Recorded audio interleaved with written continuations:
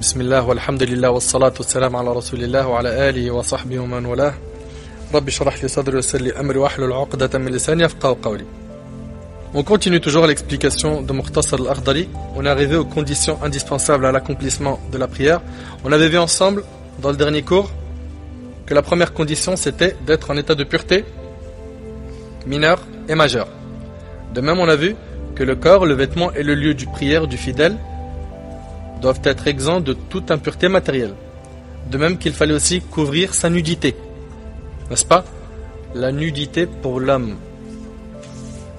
La partie du corps que l'homme doit couvrir se situe entre le nombril et les genoux. Et pour la femme, il s'agit de tout le corps à l'exception du visage et des mains.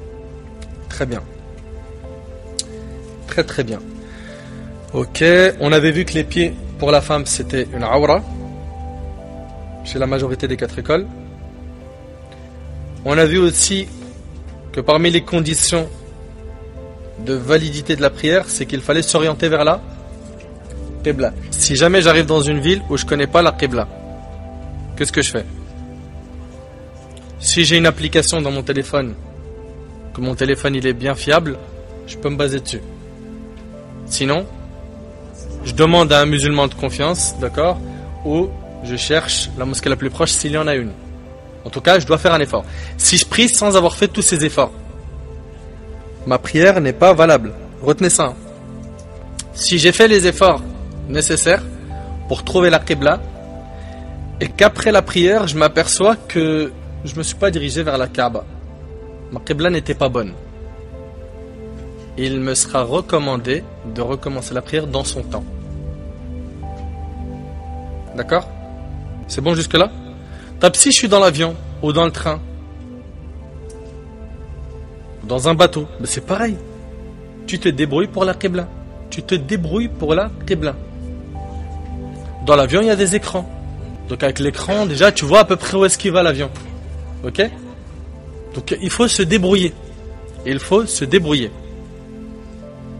C'est bon jusque là?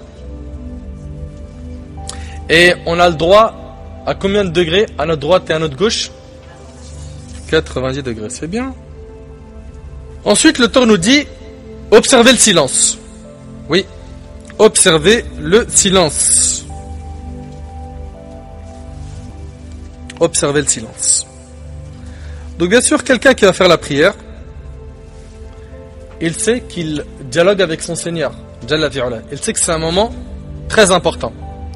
C'est pas un moment où il va avoir le droit de parler. Et alhamdulillah, la plupart des gens ne parlent pas en prière. D'accord? Le prophète sallallahu alayhi wa sallam, dans un hadith rapporté par Bukhari Muslim, il a dit Inna fi salati la shughla. Durant la prière, la personne est occupée avec quelque chose de plus sérieux. La prière, c'est une occupation en elle-même. La prière, c'est une occupation en elle-même. Et donc pendant la prière, tu n'as pas le droit, mon frère, ainsi que toi, ma soeur, de parler. Par contre, chez les malikites, la personne a le droit de parler l'islah as-salat. L'islah as-salat, ça veut dire quoi? Ça veut dire pour corriger l'imam. L'imam, il est dans sa deuxième raka'a, il a fait le ruku', il s'est incliné, puis après il s'est prosterné, puis il s'est assis, puis il s'est prosterné, et normalement il doit faire quoi là? Il est dans la deuxième raka'a. Tashahhud. On parle d'une prière de 3 ou 4 raka'at. Tashahhud, puis après, il va se lever. Lui, il s'est levé sans faire tashahhud. Là, le réflexe chez nous, ça doit être de lui dire Subhanallah. C'est comme ça qu'on prévient un imam quand il fait une erreur. On lui dit Subhanallah. Et normalement, l'imam, sachant qu'il est censé être qualifié dans le fiqh pour diriger les musulmans, il connaît ses codes. Et c'est pour ça d'ailleurs, vous le retenez si vous le souhaitez, que chez 3 écoles sur 4, l'imam doit être celui qui connaît le plus dans le fiqh et pas celui qui connaît le plus dans le Coran. Chez l'imam Ahmad, c'est le seul qui dit il doit être celui qui connaît le plus dans le Coran. Les 3 autres écoles disent c'est celui qui connaît le plus dans le fiqh. Il connaît le plus les règles juridiques. Il peut connaître le Coran par cœur, mais tu lui dis Subhanallah, il ne comprend pas ton code. Ou bien l'imam il doute, il est dans sa 3e raka'a et il fait salam. Et tu lui dis Subhanallah. Lui, il sait pas ce qu'il y a. il sait pas qu'il est dans la troisième. Lui, il pense qu'il est dans la quatrième. Ça peut arriver, ça. Et ben, si l'imam, il connaît dans le fiqh, il sait que dans l'école malikite, il a le droit de se retourner et leur dire, qu'est-ce qu'il y a? Et qu'ils lui disent, il te manque une raka. Et il se lève et il fait une raka. Pendant la prière. Et ça, on va le voir à la fin du livre. D'accord? Et ceux qui sont derrière l'imam, bah, comme le prophète sallallahu alayhi wa sallam a dit, ceux qui sont derrière l'imam doivent être ceux qui connaissent le mieux la religion. Bah, est-ce que c'est le cas? Pas tout le temps. Et c'est pour ça, quand il y a les bonnes personnes au bon endroit, ça se règle rapidement.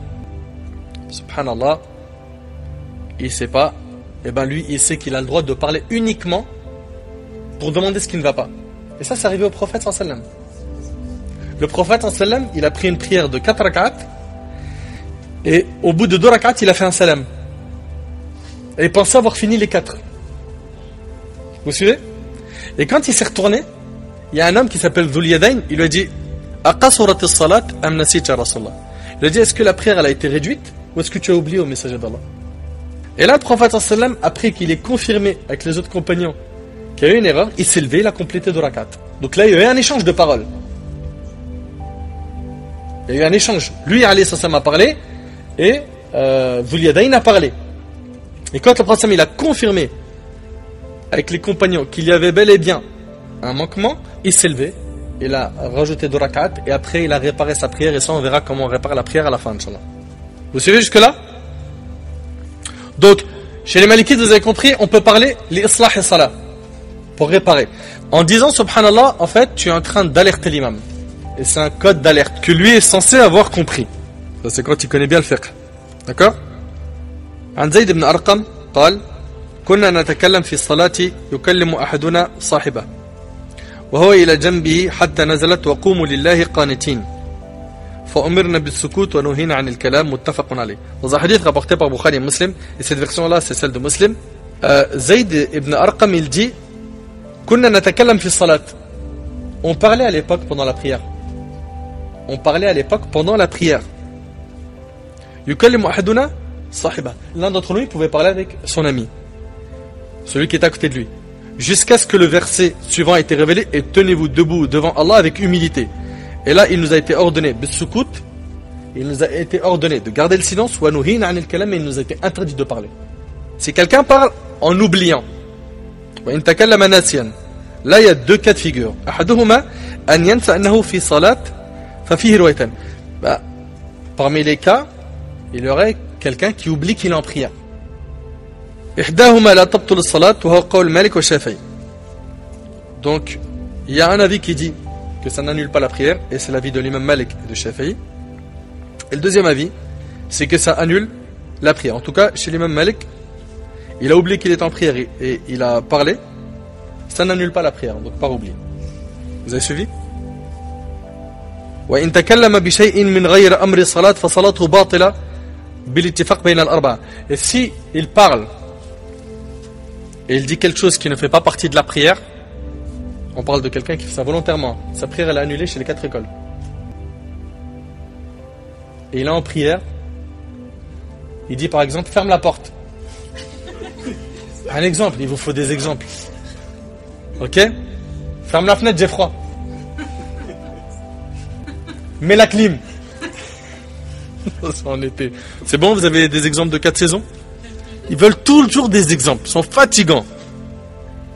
وإن تكلم بكلام واجب مثل أن يخشى على الصبي. Ah, si il est en prière et qu'il y a un bébé qui est en train de marcher à 4 pattes, qui se lève, qui prend un couteau sur la table, ok, et il voit ça, qu'est-ce qu'il fait? Pendant ce soujoud, il fait des prosternations, Ya Rab, qui fait pas de mal avec. Qu'est-ce qu'il fait? Qu'est-ce qu'il fait? Des bruits? Des bruits.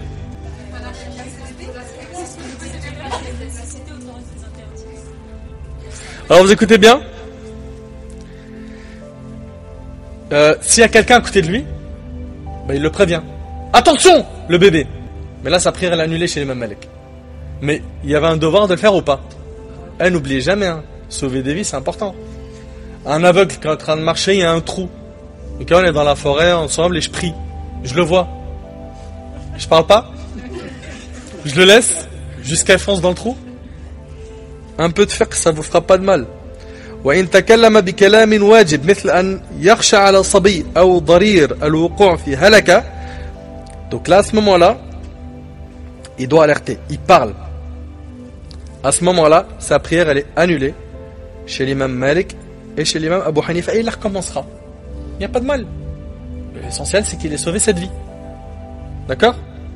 Donc, s'il y a quelqu'un à côté, il dit attention le petit. S'il n'y a personne, il coupe sa prière, il va sauver le petit. Ou l'aveugle, qui risque de tomber dans un trou. Oui.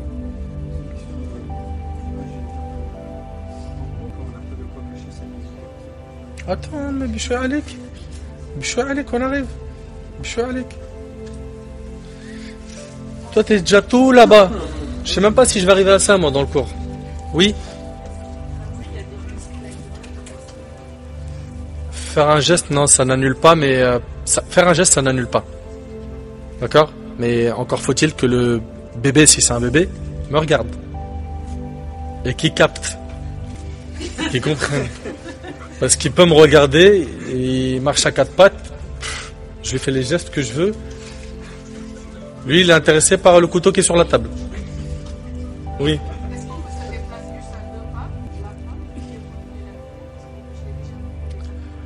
Alors, on parle d'un bébé? Il porte une couche? Ok. Est-ce que vous avez le droit de porter une impureté? Non, on ne sait pas s'il a quelque chose ou pas dans la couche. S'il n'a pas de couche, c'est bon? Ouais, mais après, le top du top, franchement, c'est... Au lieu de dire le prophète, il portait le bébé, dans la prière, il le posait, de ça, machin, ça fait beaucoup de mouvements, ça déconcentre dans la prière. Si on peut confier la responsabilité à quelqu'un, tant mieux. Si on peut lui mettre... comment on appelle ça? Un parc. Un parc, ça fait longtemps, moi. La dernière, elle a 7 ans, c'est une vieille. Donc, où est-ce qu'on en était? Comment est-ce qu'une femme, elle alerte un imam qui s'est trompé? Ouais. Il y a un hadith, le prophète sallam, il a dit من نابه شيء في صلاته فليسبح وهذا عام في حق الرجال والنساء هذا عند مالك رحمه الله أما قول النبي صلى الله عليه وسلم وإنما التصفيق للنساء أي أن هذا من عمل النساء وقال في المداونة كان مالك يضاعف التصفيق للنساء ويقول قد جاء حديث التصفيق ولكن قد جاء ما يدل على ضعفه. Alors, on a des hadiths qui nous informent que si l'imam il se trompe, l'homme dit subhanallah et la femme, elle fait ça. D'accord? Elle fait comme ça. D'accord? Ça c'est chez les trois autres écoles. Chez l'imam Malik, lui ce hadith pour lui, il n'est pas authentique, il est faible. Donc lui, pour lui, ce qui a été demandé pour l'homme sera ce que la femme fera. À savoir, elle dira subhanallah à l'imam. Donc chez l'imam Malik, rahimahullah, l'homme et la femme disent la même chose si l'imam il se trompe. D'accord? C'est bon? Rappelez-vous s'il vous plaît que l'imam est celui qui a le plus de connaissances dans le fiqh. Rappelez-vous-en. Chez la majorité des écoles. Ensuite, si quelqu'un il éternue pendant la prière, est-ce qu'il a le droit de dire alhamdulillah? Si oui, à voix haute, à voix basse, en bougeant les lèvres, comment ça se passe? Donc premièrement, si quelqu'un éternue pendant la prière, il lui est permis de dire alhamdulillah chez les quatre écoles. Maintenant, comment? À condition qu'il ne bouge pas sa langue chez Abu Hanifa, et chez l'imam Malik, le mieux, c'est qu'il ne le fasse pas. Si par contre il le dit à voix haute, ou qu'il bouge sa langue, eh ben, c'est annulé que chez Abu Hanifa. Et il n'y a rien chez l'imam Malik et Ahmed. D'accord? Donc, chez l'imam Malik, en deux mots, vaut mieux qu'il ne le dise pas. D'accord? À voix haute. C'est-à-dire, il le dit à l'intérieur de lui sans bouger la langue et sans le prononcer à voix haute. Mais s'il le fait à voix haute, ou qu'il bouge sa langue, ça n'annule pas la prière chez l'imam Malik. C'est ça qu'il faut retenir. Vous suivez? Maintenant, il a dit alhamdulillah. Ok? On l'a entendu. On lui dit yarhamukallah? On lui dit pas yarhamukallah? Pendant la prière. Hein.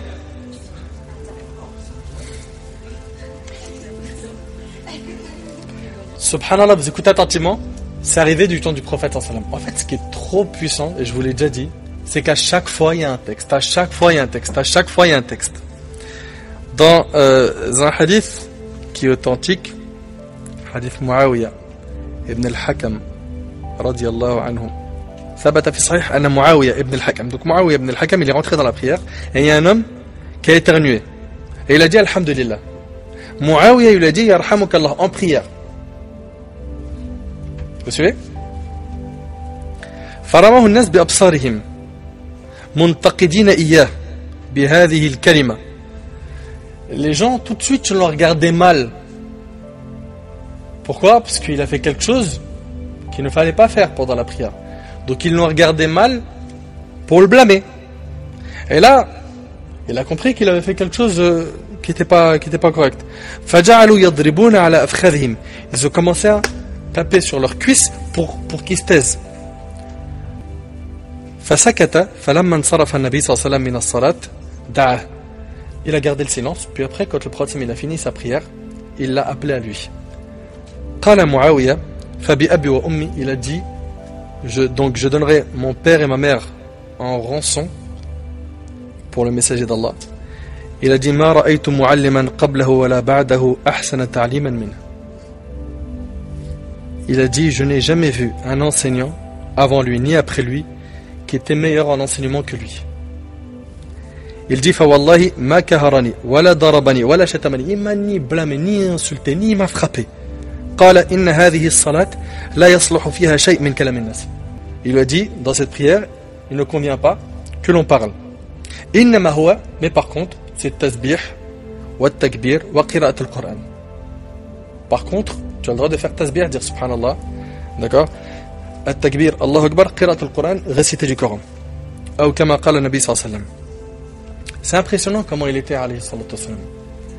À chaque fois qu'il s'adresse à quelqu'un, il arrive à gagner son cœur. Le prophète il était très doux dans la nasiha. Vous avez suivi? Taïb. Maintenant, dans le bouquin, il nous dit observer le silence et s'abstenir de faire des mouvements en grande quantité. Donc on va prendre les deux en même temps. Ces 2 points. Donc observer le silence, on en a parlé. Et puis une question, est-ce que j'ai le droit de sourire pendant la prière? Je sais pas, je suis en train de prier, d'accord? Puis j'entends le rire de mon père dans la chambre d'à côté, un rire explosif. Je pense tout un papa tabarakallah, il regarde une caméra cachée, il démarre direct. Eh ben, rire avec un son, ça annule la prière. Mais sourire uniquement, ça n'annule pas la prière. Vous écoutez? التبسم لا يبطل الصلاة. أما الضحك فإن تبين منه حرفان وهو القهقه فمبطل بالاتفاق. C'est donc il y a au moins 2 lettres qui sortent de la bouche, d'accord, en faisant un son, en rigolant à voix haute. Chez les 4 écoles, ça annule la prière. Après, on a les pleurs. Des gens qui pleurent pendant leur prière. C'est vrai ou pas? Là, on a plusieurs cas. وعن مالك في الأنين للوجع في الصلاة المذهب عدم بطلان الصلاة به. Donc si jamais il souffre d'une douleur qui le pousse à émettre des bruits, ça n'annule pas chez l'imam Malik. Et il dit ومثله البكاء إذا كان بلا صوت. Pareil, s'il pleure sans émettre de son, il n'y a pas de bruit, là ça n'annule pas. حصل اختيارا أو غلبة, qu'il pleure volontairement ou que voilà, en étant trop concentré dans la prière, il s'est retrouvé à pleurer. كان لتخشع أو لا, que ce soit parce qu'il a ressenti cette humilité dans la prière ou non. إلا أن يكثر اختيارا, sauf si il pleure longtemps et que pousse du bruit volontairement pendant longtemps. Là, ça annule la prière. Donc si c'est quelqu'un qui pleure pendant la salat, parce qu'il a écouté un verset qui était très, très touchant, d'accord? Si c'est trop long, ça annule la prière chez l'imam Malik.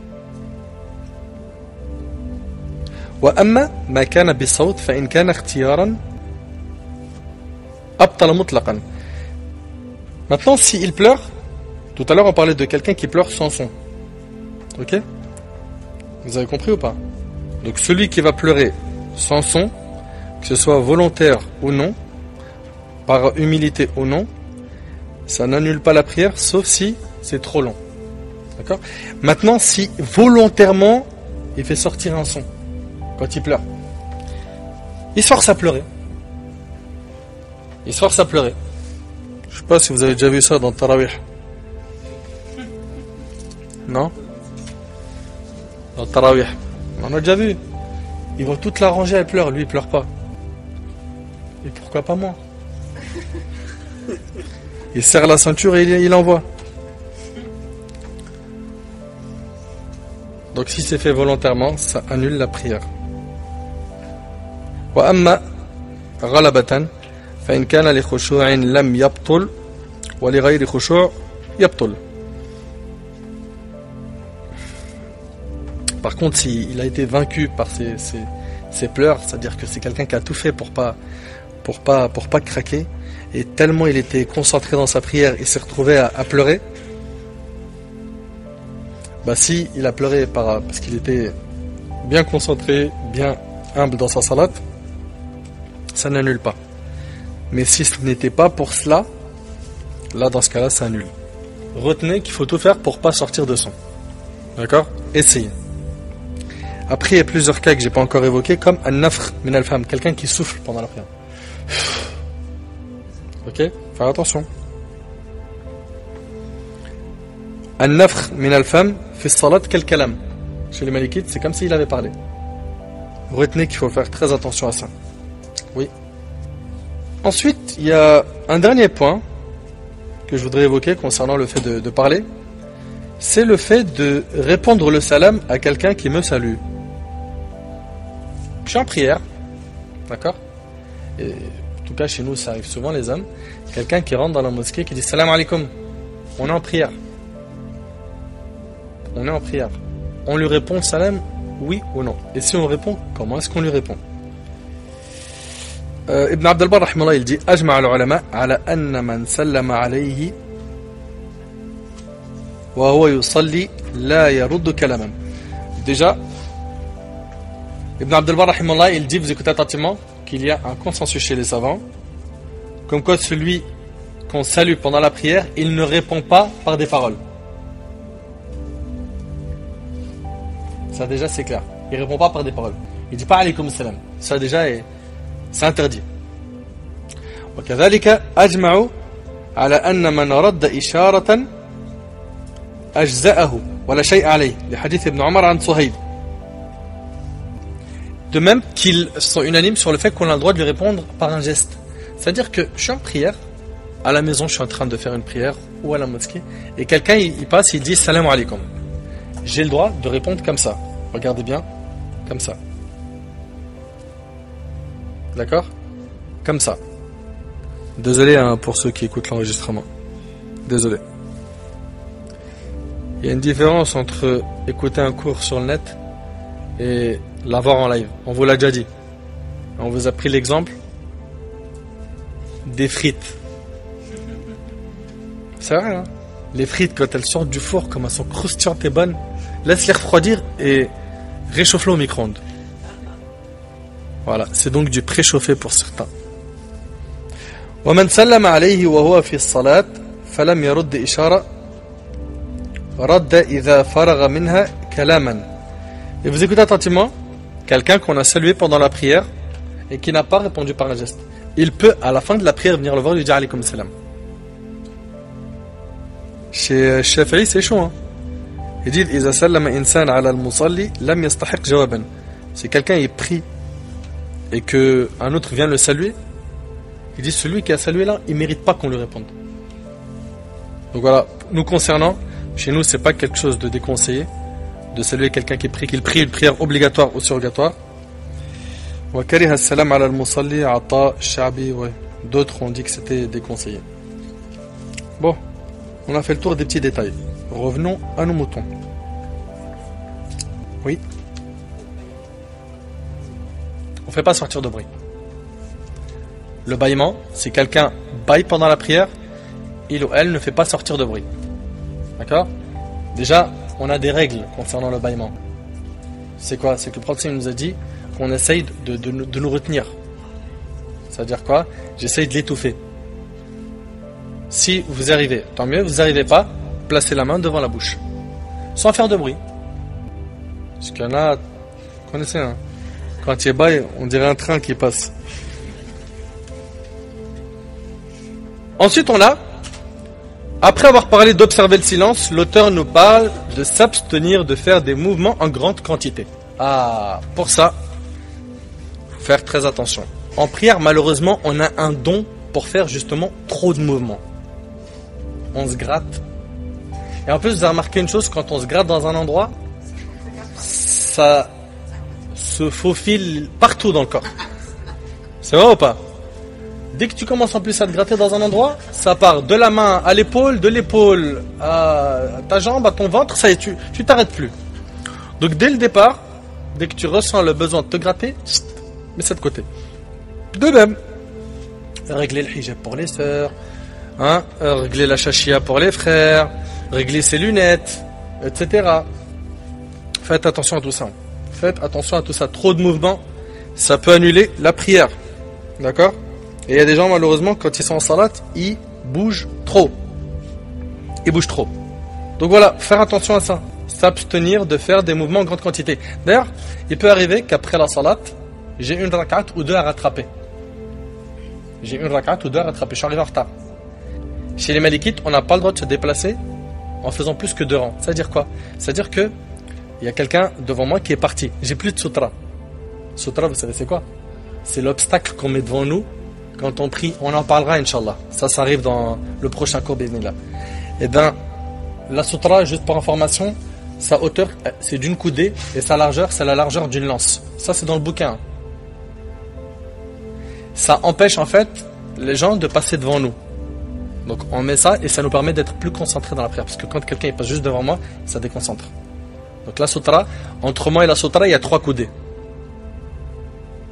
Vous suivez? Tout ça on le reverra quand on parlera de la sutra. Donc j'ai fini la salat et puis devant moi il y a une personne qui est partie. Je viens de finir la salat et je vois que quelqu'un s'est levé de devant moi. J'ai marché quelques pas et j'ai la colonne de la mosquée par exemple. L'histoire elle est réglée. Mais si ce n'est pas le cas, j'ai le dos d'une personne, mais que cette personne part, j'ai pas le droit d'avancer plus de 2 rangs. Sinon ça fait trop de mouvements.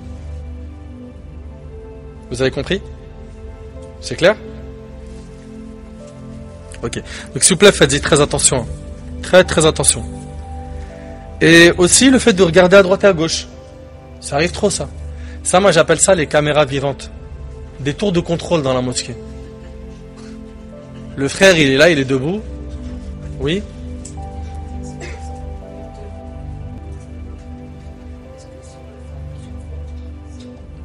Deux, pas plus.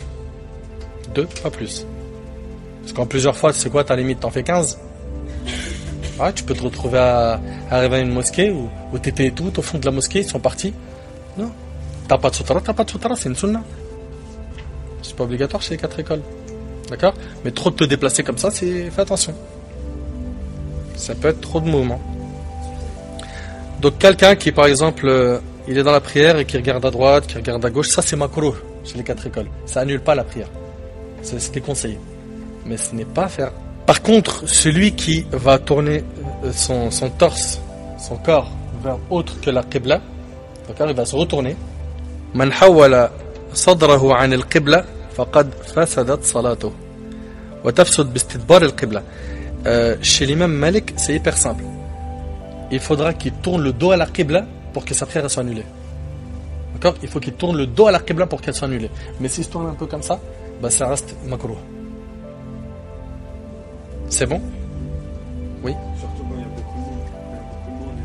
On se retrouve entre des mecs qui sont vraiment mettre la main comme ça ou quoi. On fait ça pour faciliter ou quoi. Non mais ça c'est pas méchant, ça c'est Voilà, tout petit, c'est un tout petit, oui, mais t'es boîte de sardines. Voilà. Ouais, je connais. Ok.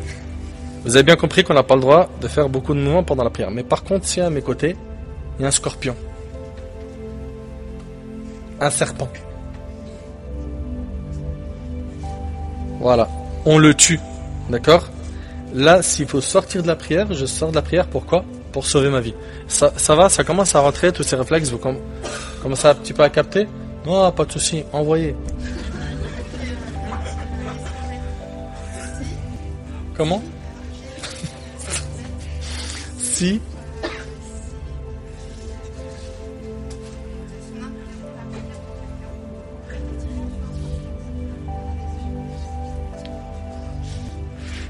Pourquoi vous tuez pas?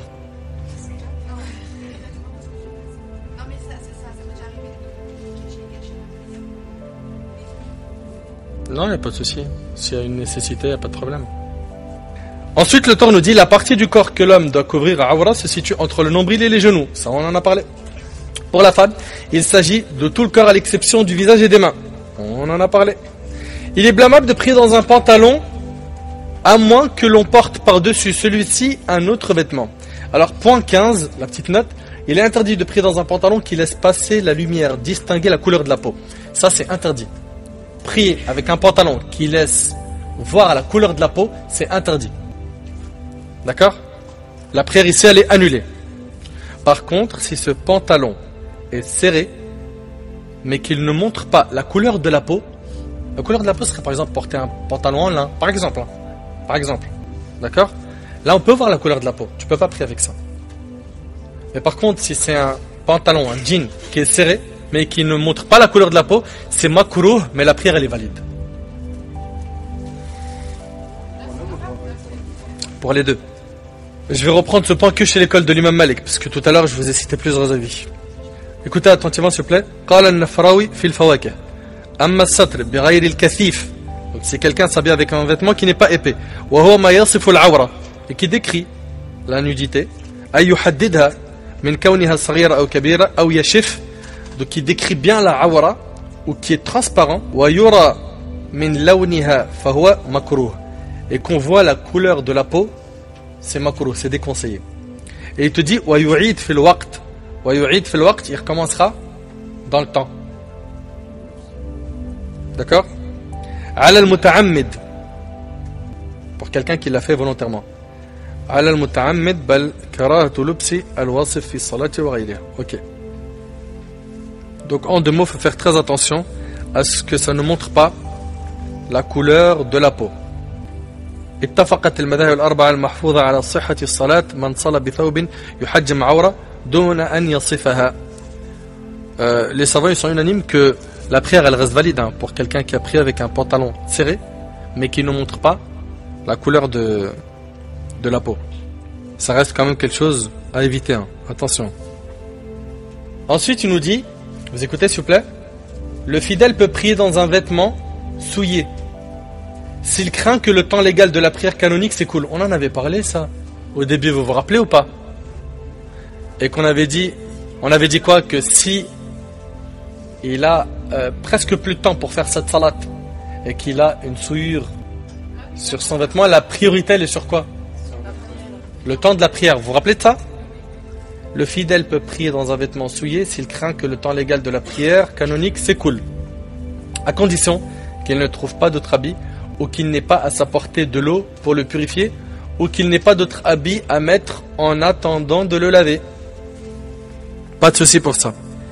Il est interdit au fidèle de retarder la prière parce que son vêtement est impur, car en agissant ainsi, il désobéit à son Seigneur. Je répète.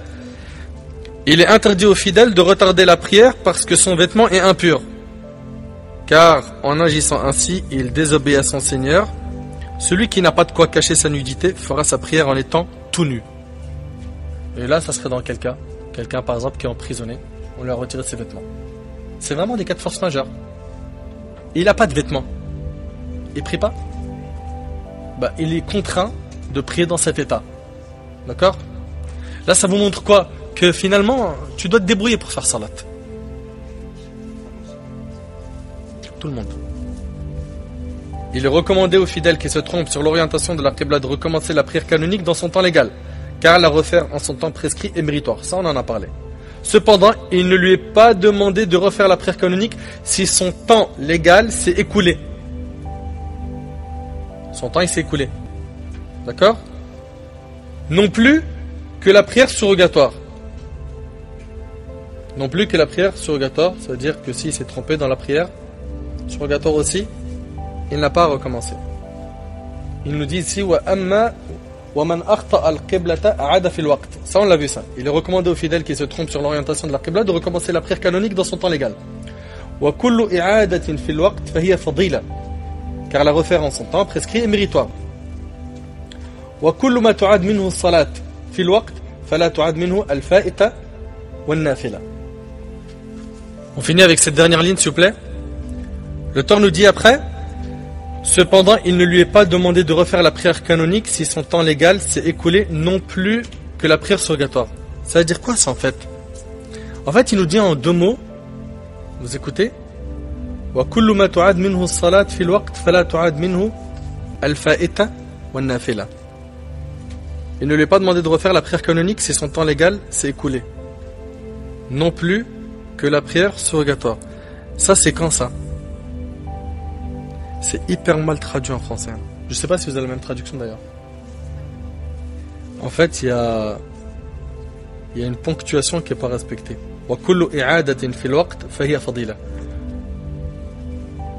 Toute prière qu'il faudra refaire en son temps, c'est un acte méritoire. C'est-à-dire quoi? C'est-à-dire quand on entend il faut qu'il la refasse dans son temps, on a compris que ce n'est pas une obligation. Vous avez bien compris ça? C'est bon? وكل ما تعاد منه الصلاة في الوقت فلا تعاد منه الفائتة. Et à chaque fois qu'on va dire il faut rattraper quelque chose en son temps, et ben si son temps sort, il ne faudra pas la rattraper. C'est ce qu'il est en train de dire là en fait. Si son temps légal s'est écoulé, il ne faut pas la refaire, et non plus que la prière surrogatoire. La prière surrogatoire de son temps là, on ne la refait pas. Si son temps il s'est écoulé. C'est tout ce qu'il est en train de dire et c'est hyper mal formulé en français. Je vais essayer de vous remodifier ça. Je vous enverrai ça, Inch'Allah, rapidement. Voilà, on s'arrête là. Inch'Allah, lors des prochains cours, on verra les actes obligatoires de la prière, puis après les actes recommandés de la prière, puis après les actes méritoires de la prière. Et là, franchement, je vous le dis, on va se régaler. أسأل الله سبحانه وتعالى أن ينفعني بما قلت وننفعكم بما سمعتم. هذا ما أعلم والله عز وجل أعلى وأعلم. سبحانك اللهم وبحمدك أشهد أن لا إله إلا أنت أستغفرك وأتوب إليك. بارك الله فيكم.